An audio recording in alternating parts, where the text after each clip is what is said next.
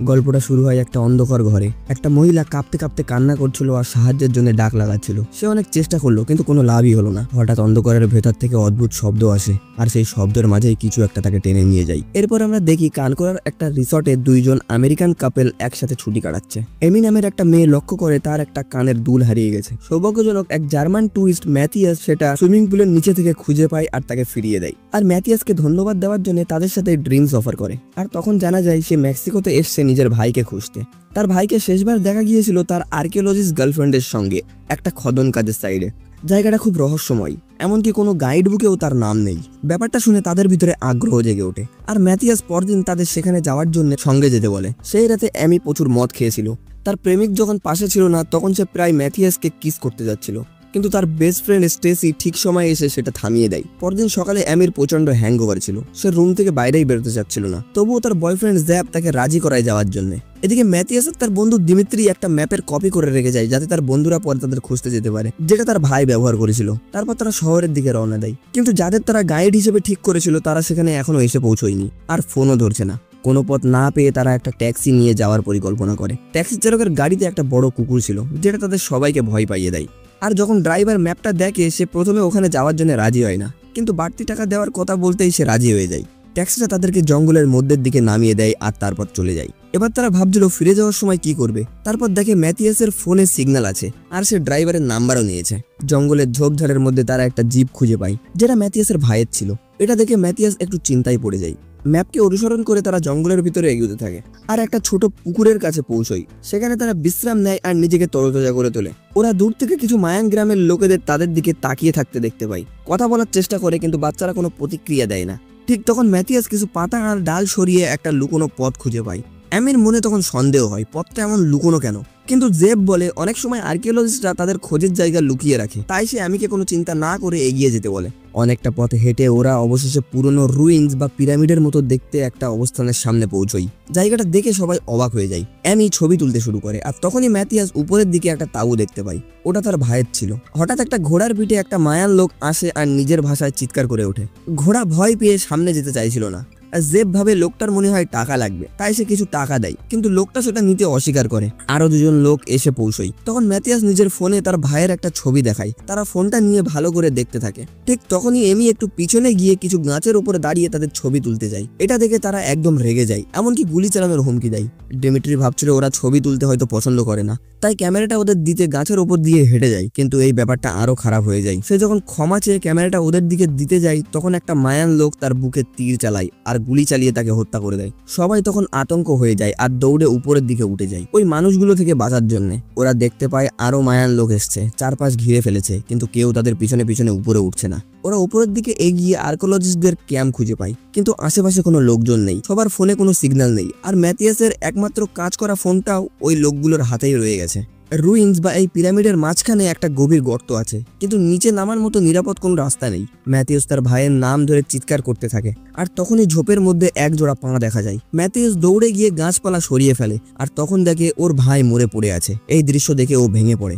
জেব চারপাশে থাকা মায়ান লোকেদের লক্ষ্য করে আরো লোকজন এসে পড়েছে, এমনকি তারা এখানে ক্যাম্প বানাচ্ছে। ম্যাথিয়াস যখন গাছপালার কাছ থেকে সরে আসে তখন তার হাতে অ্যালার্জি বের হয়, তাই সে তাড়াতাড়ি হাত ধুয়ে ফেলে। তারা সবাই মিলে বসে আলোচনা করে এখন কি করা যায়। মায়ান লোকেরা তাদের আর এখান থেকে যেতে দেবে না। জেব বলে ওদের এখন এখানে একটু অপেক্ষা করাই ভালো হবে। হোটেলের লোকেরা যখন দেখবে তারা ফিরে আসেনি তাহলে তারা পুলিশকে নিশ্চয়ই খবর দেবে। আর তাছাড়া তো দিমিত্রির বন্ধুরাও আসবে কথা দিয়েছে। ঠিক তখনই একটা ফোন বেজে ওঠে আর ওরা বুঝতে পারে ফোনটা নিচের গর্ত থেকে আসছে। ম্যাথিউস একটা লন্ঠন নিয়ে নিজের কোমরে দড়ি বেঁধে নিচের দিকে নামতে তৈরি হয়। সবাই মিলে সাবধানে তাকে নিচেই নামানো শুরু করে, কিন্তু দুর্ভাগ্যবশত কয়েক সেকেন্ড পরেই দড়িটা ছিঁড়ে যায় আর ম্যাথিউস অন্ধকারের নিচে পড়ে যায়। ওরা শুধু লন্ঠন ভাঙার আওয়াজ আর ম্যাথিউসের যন্ত্রণায় কাতরানোর শব্দ শুনতে পায়। ওরা তখন আরেকটা দড়ি নিয়ে স্টেসির কোমরে বাঁধে আর স্টেসিকে নিচে নামানোর জন্য আরেকটা লন্ঠন দেওয়া হয়। নিচে নামতে নামতে স্টেসি দেখে চারপাশের দেওয়ালগুলো শুধু গাছপালায় ঢাকা। একটা নির্দিষ্ট দূরত্বে এসে দড়িটা আর নিচে যায় না। উপরের ছেলেরা বলে এর চেয়ে নিচে নামানো যাবে না, কিন্তু স্টেসি তখনও পুরো নিচে পৌঁছয়নি। নিচে তাকিয়ে সে দেখে ম্যাথিউস পড়ে আছে আর সাহায্য চাইছে। স্টেসি ভাবে নিচের দূরত্ব খুব বেশি হবে না, তাই সে নিজের দড়ি খুলে ঝাঁপিয়ে পড়ে। নামার পরেই তার হাঁটুতে কাঁচের টুকরো ঢুকে যায়। সে কষ্ট করে কাঁচগুলো বের করতে থাকে, আর ম্যাথিয়াস তখন বলে তার পা গুলো নড়াচড়া করছে না। স্টেসি উপরে চিৎকার করে জানায় ম্যাথিয়াসের হয়তো পিঠ ভেঙে গেছে আর চারপাশে একটা বাজে দুর্গন্ধ বেরোচ্ছে। উপরে ওরা প্ল্যান করে নিচে একটা স্ট্রেচার নামিয়ে ওদেরকে তুলে আনতে হবে, কিন্তু এমি বলে কারণ পিঠ ভেঙে গেলে তাকে নাড়াচাড়া না করাই ভালো। তারপর এমি দৌড়ে সিঁড়ি বেয়ে নিচে নামে মায়ান লোকেদের সাহায্য চাওয়ার জন্য, কিন্তু ওরা কেউ কিছু না বলে শুধু অস্ত্র তুলে তাদের দিকে ধরে রাখে। জেব তাকে থামাতে যায় আর ধাক্কাধাক্কির মাঝে এমি ওই গাছের উপর পড়ে যায়। তখন মায়ানরা রেগে গিয়ে চিৎকার করে ওঠে। এমিও রেগে গিয়ে ওই গাছের কিছু পাতা ছিঁড়ে তাদের দিকে ছুঁড়ে মারে। বেশিরভাগ মায়ান লোকেরা ভয় পেয়ে সেটা এড়িয়ে যায়, কিন্তু কিছু পাতা একটা ছেলের শরীরে স্পর্শ করে। সাথে সাথে বড়দের মধ্যে তর্ক শুরু হয় আর হঠাৎ সেই ছেলেটাকে গুলি করে মেরে ফেলা হয়। ওর মাও কিছু করতে পারে না, আর এমি ভয়ে আর কষ্টে কাঁদতে শুরু করে। জ্যাব তখন তাকে টেনে উপরের দিকে নিয়ে যায়। উপরে উঠে আসার পর ওরা বুঝতে পারে আসলে এই লোকগুলো গাছের ভয়ে ওদেরকে আটকিয়ে রেখেছে। এবার ওরা বুঝে যায় দিমিত্রিকে ওরা কেন মেরে ফেলেছিল আর এখন বাচ্চাটাকেও কেন মেরেছে, কারণ ওরা সবাই এই গাছের সংস্পর্শে চলে এসেছিল। এদিকে নিচে স্টেসি আবার ফোন বেজে ওঠার শব্দ শুনতে পায়। সে খুঁজতে শুরু করে, কিন্তু দেখে শব্দটা আসছে গাছের ভেতর থেকে, যেগুলো নড়াচড়া করছে। কিন্তু এবার সে ভেবে নেয় সে এই গাছগুলোকে স্পর্শ করবে না। এদিকে উপরের ছেলেগুলো স্ট্রেচার তৈরি করে আর অ্যামিকেও স্ট্রেচার সহ নিচে নামিয়ে দেয়, কিন্তু দড়ির দৈর্ঘ্য এতটা কম যে স্ট্রেচারটা মাটিতে পৌঁছচ্ছে না। তাই মেয়ে দুইজন ম্যাথিয়াসকে তোলার চেষ্টা করে, কিন্তু ওর শরীর ভেঙে মোচড় খেয়ে গেছে আর সে যন্ত্রণায় কাতরাচ্ছে। তবে শেষমেশ ওকে স্ট্রেচারে তোলা যায় আর শক্ত করে বেঁধে দেওয়া হয়। তারপর উপরের ছেলেরা ওকে টেনে তোলে আর কিছুক্ষণের মধ্যেই স্টেসি আর অ্যামিও উপরে ফিরে আসে। জ্যাফ, সে একজন মেডিকেল স্টুডেন্ট, ম্যাথিয়াসের অবস্থা দেখে বলে ওকে নাড়াচাড়া করা ঠিক হবে না, আর সবার ব্যাগ তল্লাশি করে কিছু ওষুধ পাওয়া যায় কিনা সেটা দেখার জন্য। তখনই অ্যামি জিপের চাবি খুঁজে পায়। জ্যাফ তখন দিমিত্রির ব্যাগে টমরো যাওয়া প্লেনের টিকিট খুঁজে পায় আর মনে করে ও যদি না পৌঁছয় তবে নিশ্চয়ই কেউ ওদেরকে খুঁজতে আসবে। স্টেসির বয়ফ্রেন্ড এরিক একটা ল্যাম্প কোনোরকম ভাবে চার্জ করে জ্বালাতে সফল হয়, আর জ্যাফ ম্যাথিয়াসকে কম্বল মুড়ি দিয়ে দেয় যাতে রাতে ভালোভাবে ঘুমোতে পারে। জ্যাফ চিন্তা করছিল ম্যাথিয়াসের পাতে ইনফেকশন হয়ে গেছে, ওর মৃত্যু পর্যন্ত হতে পারে। অ্যামি স্টেসির হাঁটুতে ব্যান্ডেজ করে দেয়। ওরা দেখে এখনো মায়ান লোকজনরা এই পিরামিডকে ঘিরে রয়েছে। এটা দেখে সবাই তাঁবুতে গিয়ে ঘুমিয়ে পড়ে।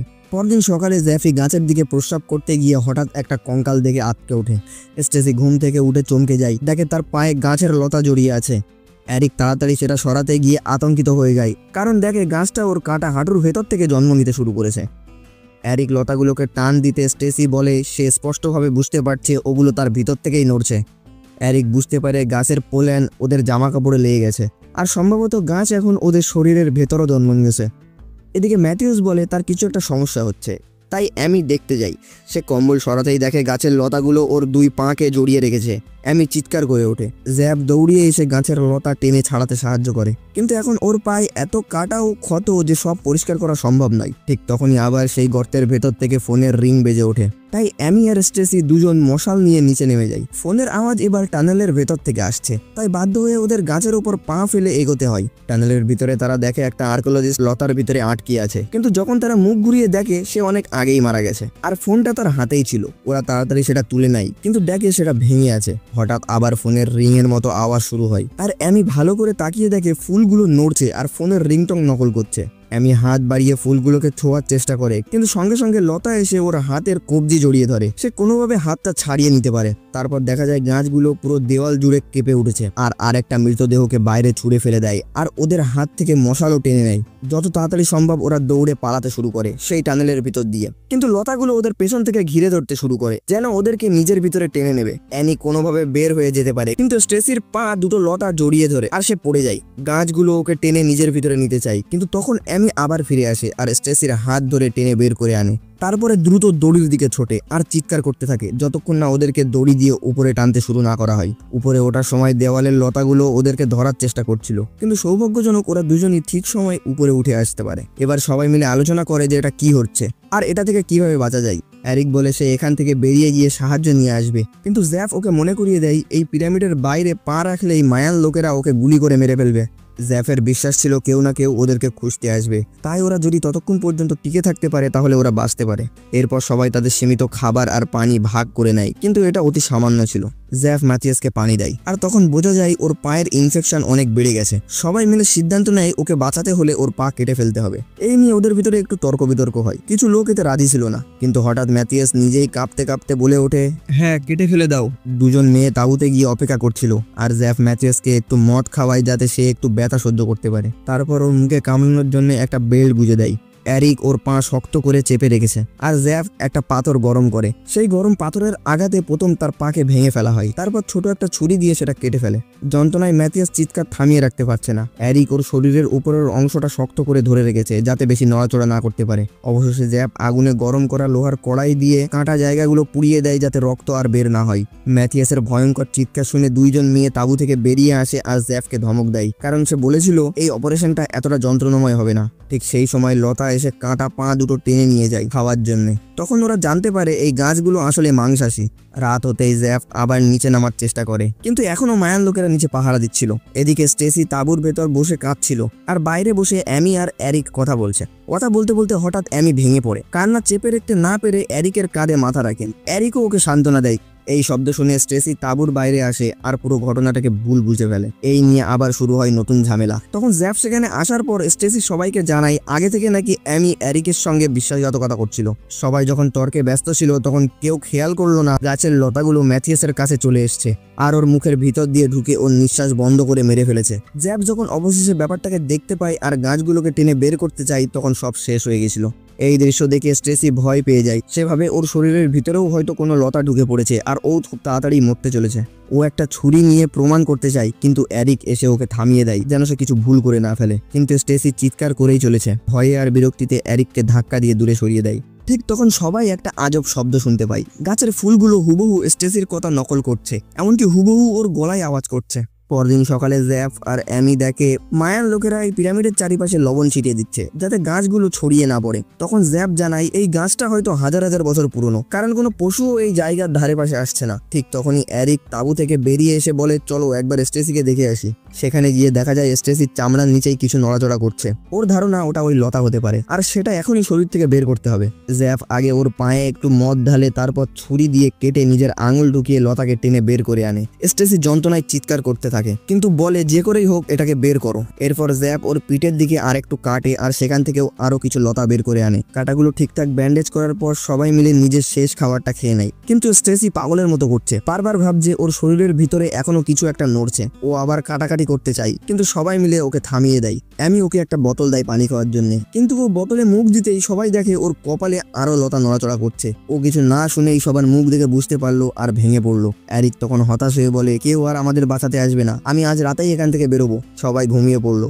স্টেসি একটা শব্দ শুনে তাঁবু থেকে বাইরে আসে। হাতে একটা ছুরি তুলতেই ফুলগুলো ওর গলা নকল করে বলে ওঠে লতাগুলো কেটে বের করতে হবে, কেটে বের করতে হবে। মাত্র কয়েক সেকেন্ডের মধ্যেই বাকিরাও তাঁবু থেকে বাইরে আসে। স্টেসির শরীরে অনেকগুলো কাটা দাগ আর সে দাঁড়িয়ে আছে নিজের রক্ত ভেজা মাটিতে। ওর অবস্থাটা ভয়ঙ্কর, সে যেন পুরো পাগল হয়ে গেছে, কাটতেই চলেছে। জ্যাফ তখন ওকে থামাতে যায়। স্টেসি ছুরি দিয়ে ওর হাতে কেটে দেয়। তারপর যখন এরিক ওকে থামাতে গেল স্টেসি ভুল করে ওর বুকে ছুরি ঢুকিয়ে দেয়। এরিক সঙ্গে সঙ্গে মাটিতে লুটিয়ে পড়ে মারা যায়। এই দৃশ্য দেখে স্টেসি ভেঙে পড়ে আর কাঁদতে কাঁদতে বসে পড়ে। ততক্ষণ লতাগুলো এসে এরিকের মৃতদেহটা পা ধরে টেনে নিয়ে যেতে শুরু করে। স্টেসি আর সহ্য করতে পারছে না, ও বাঁচতে চায় না। ও বলে আমাকে শেষ করে দাও, কিন্তু অ্যামি সেটা করতে পারে না। তখন জ্যাফ এরিকের দেহ থেকে ছুরিটা তুলে নিয়ে আসে আর নিজেই স্টেসিকে মুক্তি দেয়। এরপর জ্যাফ অ্যামির শরীরে রক্ত মাখিয়ে দেয় যেন ওকে মৃত মনে হয়। তারপর ওরা হাতে চাবি দিয়ে বলে যাই হোক না কেন তুমি কোনোভাবেই থামবা না, সোজা দৌড়িয়ে ওই জিপের কাছে যাবা আর ওখান থেকে বেরিয়ে যাবা। ও এরপর অ্যামিকে কোলে তুলে নিচে নামিয়ে নিয়ে আসে আর ওর গালে একটা চুমু দেয় যেন এটা ওদের শেষ বিদায়। তারপর জ্যাপ নিজের সামনে এগিয়ে আসে আর মায়ান লোকেদের সঙ্গে কথা বলতে শুরু করে যাতে তাদের মনোযোগ নিজের দিকে টেনে আনতে পারে। হঠাৎ সে একটা ঝাঁকুনি দিয়ে সামনে এগিয়ে চিৎকার করে ওঠে অ্যামি। এটা সিগন্যাল ছিল যে ওর ওখান থেকে দৌড়িয়ে চলে যেতে হবে। আর সেই মুহূর্তে অ্যামি দৌড়িয়ে পালিয়ে যায় আর মায়ানরা জ্যাপকে গুলি করে শেষ করে দেয়। লতাগুলো যখন জ্যাপের দেহটা টেনে নিয়ে যাচ্ছিল তখন মায়ান লোকেদের নেতা ওর কপালে গুলি করে দেয় যেন ও আর বেশি কষ্ট না পায়। এরপর বাকিরা ছুটে যায় অ্যামির পিছনে আর অ্যামি তখন তার শেষ জোরটুকু দিয়ে জঙ্গলের ভিতরে দৌড়চ্ছে। ও কয়েকবার হোঁচট খেয়ে পড়েও গিয়েছে, চারপাশে তীর ধনুক চলছে, তবুও থামে না। শেষ পর্যন্ত সেই পুরনো জিপটা খুঁজে পায়, চাবিটা কাজ করেছে আর সঙ্গে সঙ্গে সে গাড়ি চালিয়ে পালিয়ে যেতে সক্ষম হয়। কিন্তু এই শান্তিটা বেশিক্ষণ থাকে না। হঠাৎ আয়নায় দেখে ওর মুখেও একটা লতা দেখা যাচ্ছে, মানে এখন ও আর বাঁচবে না। পরদিন দিমিত্রির বন্ধুরা এসে পৌঁছয় এই পিরামিডের কাছে। এরা ওদেরকে খুঁজতে এখানে এসেছে, কিন্তু ওরা জানে না ওদের সাথে কি হতে চলেছে। তো বন্ধুরা, কেমন লাগলো আজকের এই হরর অ্যাডভেঞ্চার গল্পটা কমেন্ট করে নিশ্চয়ই জানাবেন। পরের ভিডিওতে দেখা হবে এমন আরেকটা ডার্ক থ্রিলার গল্প নিয়ে। আর ভুলেও কোনো অজানা গাছকে ছুঁয়ে দেখবে না। চ্যানেলটিকে সাবস্ক্রাইব করতে ভুলো না। তোমাদের সাবস্ক্রাইব আর লাইকই আমাকে উৎসাহ দেবে এমন আরো সিনেমার গল্প নিয়ে আসতে। ভালো থাকবেন, দেখা হচ্ছে পরবর্তী ভিডিওতে।